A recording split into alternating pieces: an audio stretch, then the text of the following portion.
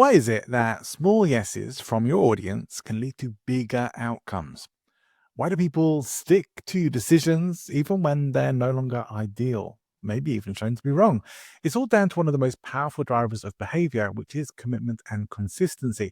One more principle from Dr. Robert Cialdini's influence framework. And if you haven't already been watching this whole series of episodes on Cialdini's principles as they relate to speakers, then you're welcome to go back and start from the beginning or start from this episode and go and catch up on the others later.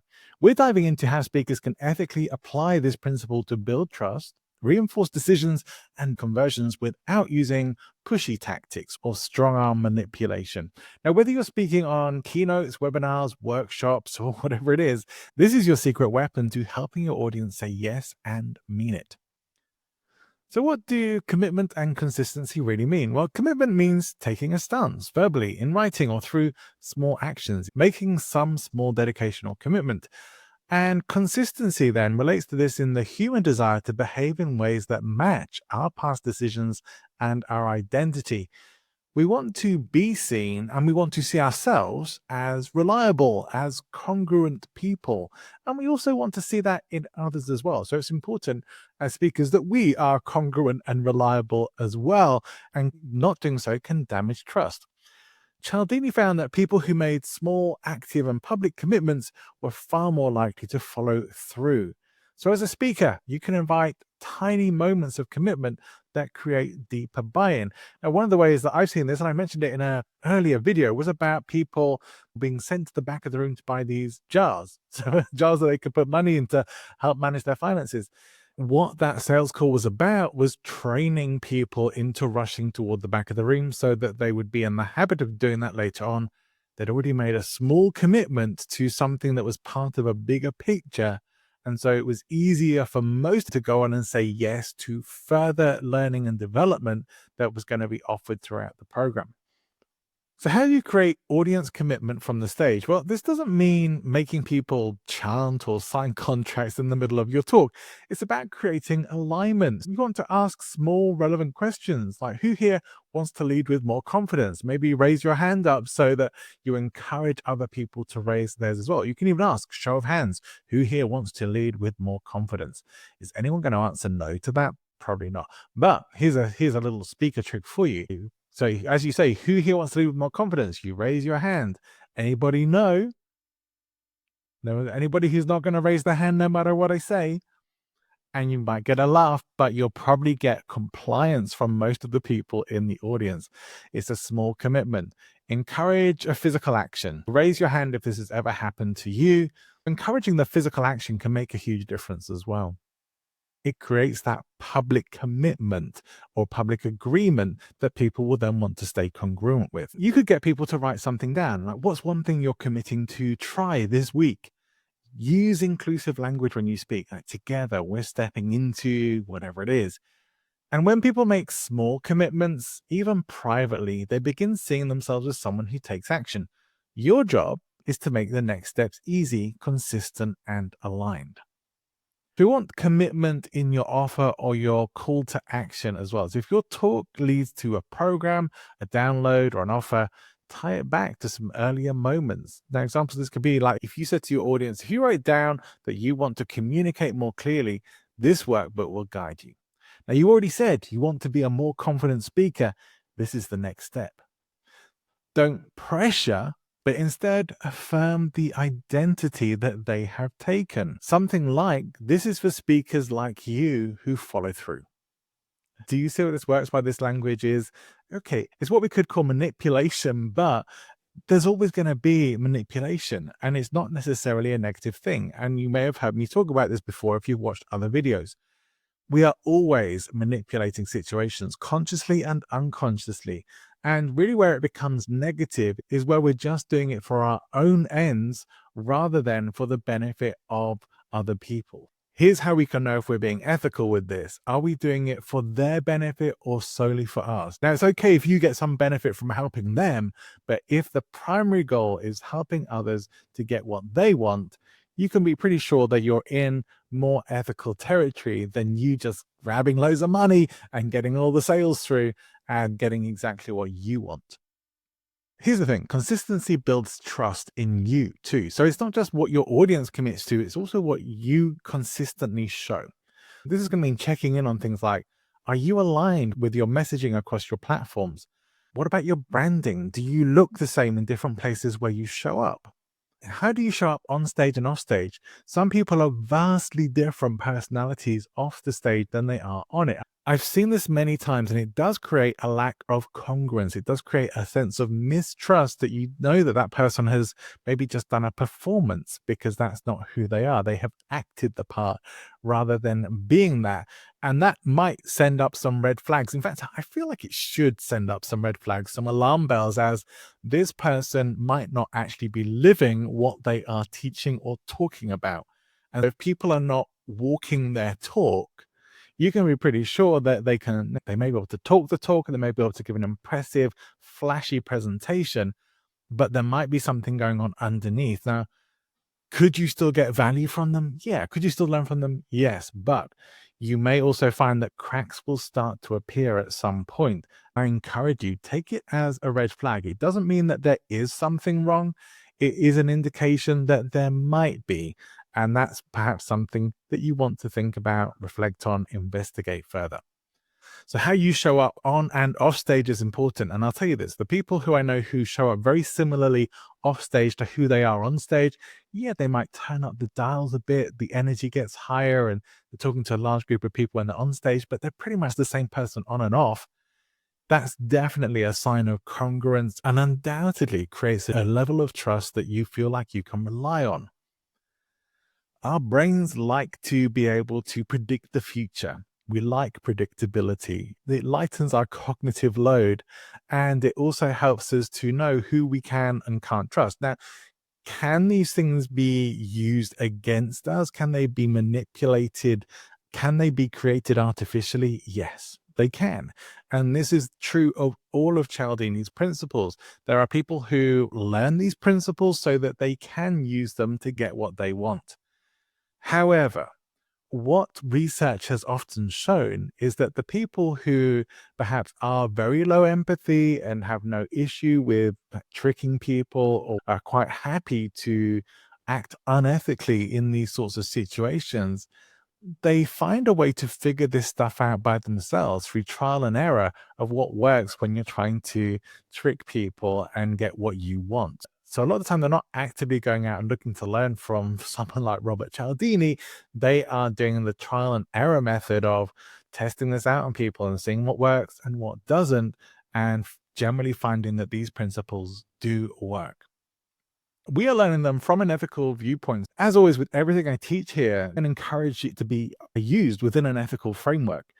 But obviously, I can't guarantee that because it is ultimately the end user who determines whether it's going to be used ethically or not, which is you. So you get to determine whether you use these tools ethically or unethically. And my hope is you're using them ethically. So speakers who are consistent in branding, tone, values, and delivery, they become more trusted. They're more reliable. If you're all over the place, even with things like your topic, if you are shifting from topic to topic because you just want to speak about what's going to get you the most money and what's popular at the time, it's not a great strategy for professional speakers, and it is going to damage your brand and your trustability. So bookers will find it hard to book you because they're not really going to know who you are or what you're about.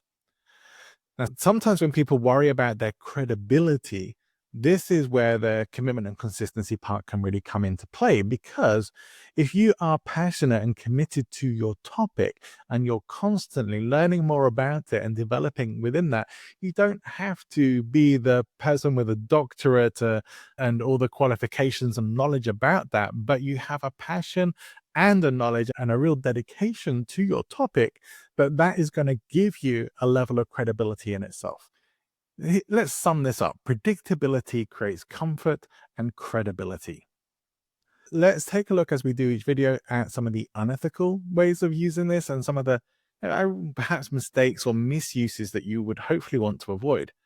Overusing commitment tactics, especially when it's too soon. If you are constantly raise your hand, raise your hand, raise your hand with your audience, they're going to get fed up with it. There's this thing in speaking called a yes set. And thankfully, I don't see speakers doing it too much now, but it really used to be that whole thing of training your audience to say yes. So it's question after question after question, which are all the kinds of almost rhetorical questions. The only thing you can answer to these questions is yes. So they do require an answer, but there's only one answer you want people to give. The question of who here wants to be more confident, who here wants to be a great leader, yeah, who here wants to be successful. Is anyone really going to say no to those? So these will be used in sequence to build on yes after yes after yes. I personally have never found that to be very effective. It does not create a yes mindset in your audience. It's almost like tricking someone, reverse psychology, like in an argument where you suddenly say to the other person what they're arguing and they disagree. And it's like, got you. But it's a trick, and that's all it is. And it doesn't really work. So don't overuse commitment tactics, particularly, and don't go heavy handed with them either. One thing that is guaranteed to lose trust for you is guilt tripping, and this can be done through reverse psychology. Guys, I'll share with you. It's kind of an embarrassing story, but I'll share it with you anyway. That when I was in Nashville last year, I went to a karaoke night, and one of the people I was with just wanted to have fun and wanted to see everyone getting up on stage and joining in. I got up and did my usual Dolly Parton 9 to 5, which is my karaoke classic. And I was really thrilled to be doing that in Nashville as well, of all places. And one of the girls in the team, I was trying to encourage her to go up on stage. And then I tried using a little bit of reverse psychology on it, saying, I thought you were really more of a go get 'em kind of person, stuff like that. And she recognized straight what I was doing and said, Look, you're not going to guilt trip me into going on the stage. I don't want to do it. And straight away I was like, oh my goodness, that is exactly what I was doing. And really it was not in any kind of negative way. But I went and apologized afterwards and said, hey, look, I really didn't mean to do that. I just wanted to encourage you to have fun and maybe just went a little bit too far. It was cool. We were cool. There was no big problem there. But it was definitely a sort of, oh, that's something to stay aware of for the future of like that's not a good way to be trying to encourage people to do something. Far better to be, hey, look, is this something you really like to do? I'd love to see you up on the stage.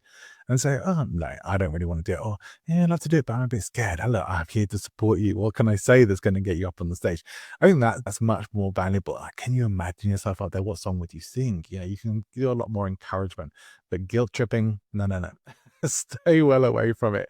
Learn from my lesson, which thankfully was in a very innocuous situation, at least, but still, I felt the need to apologize for it. It's not good. Guilt and shame have been used to control and manipulate people for centuries in various different ways, in politics and religion and all sorts of places. And they are negative techniques that I don't recommend at all. If you are using audience participation as a manipulation technique, that's also something to be aware of. If you're trying to lead things in a particular way, people are probably some people are gonna pick up on that and they're really not gonna like it. They're gonna see that you are trying to control an outcome in a situation and that it is forced manipulation. I see this in a lot of personal development events, and I'm not gonna name names here because you will know who I'm talking about, and I don't want people coming after me. But the people who really ramp up the passion and enthusiasm, they have everyone dancing and clapping and high fives and arm pumping and all of that stuff. And they get so ramped up, it is ultimately a manipulation to get you into a state where your emotions are so high that your rational mind is lowered. When we are in a high emotional state, our intelligence goes down, unfortunately. It just is less relevant. We're very much in the moment. We're in the experience. We feel almost high on the experience. And we're not really thinking about it. We just go on instincts. We go on, hey, I feel good right now and I want to keep feeling good. And so we can end up making commitments and making agreements. It's a great time to get someone to commit to buying something when they're on an emotional high. But is it an ethical time to get people to buy something again? If your result that you want is for them to buy and for you to get the money, that's what you're going to do. You're going to use this. But if you are somewhat more ethical and you think, sure, People are going to make emotional decisions for sure, but I don't want to be manipulating their emotions purely to get them to do that. I want them to make a decision with their heart and with their head as best they can. I think that's a better way to go forward. So yes, we do make our decisions emotionally generally, but that doesn't mean we should be using things like music and dance and energy from other people and peer pressure to a degree to create that. So forcing, if you can perhaps even force consistency by making people feel trapped, like they have to make that decision, can almost, again, kind of using those tricks, word tricks to manipulate people to, if this, then that. And if someone's been very clever about this and put it together, they'll have people committing to something earlier on and say, all right, well, you committed to all of this. And now the next step is this. And then they're going to feel trapped and that they have to do it. That's not really where you want them to be. You want them to want to do it as well. Not that they're going to feel that, oh, well, I guess I have to do that now because, yeah, I said that about myself. That's a part of it, but you still want that to be ethical. One of the things that Cialdini talked about in the book was getting people to put signs on their lawns. I think it was promote a political event or something along those lines. Initially, a small gesture would be asked for, like a small token or an easy commitment. Like, would you put this flag up in your window or would you donate 50 cents or whatever it is? And someone's going to easily go, oh, yeah, okay, that's easy to agree to. Once they've done that, if those people then contacted them out later on and asked them to agree to something bigger, they generally would. Not 100%, but generally they would. And so that's the principle at work, that once people make a small commitment, they're likely to go on and make a bigger commitment. And I encourage you to use that and to use it in ethical ways with your audience. Ultimately, this particular tool is very open to unethical use. I probably have seen it used more unethically than ethically. That should tell you something about it. I do feel it's such a powerful tool that we should be using it ethically. So I encourage you to do that. Support people's alignment, not shame. We want people to feel aligned and that they're making the right decision for them. We want to encourage growth, but not pressure. We don't want to put pressure on people. We want them to want it. And through doing that, we're going to build trust rather than control.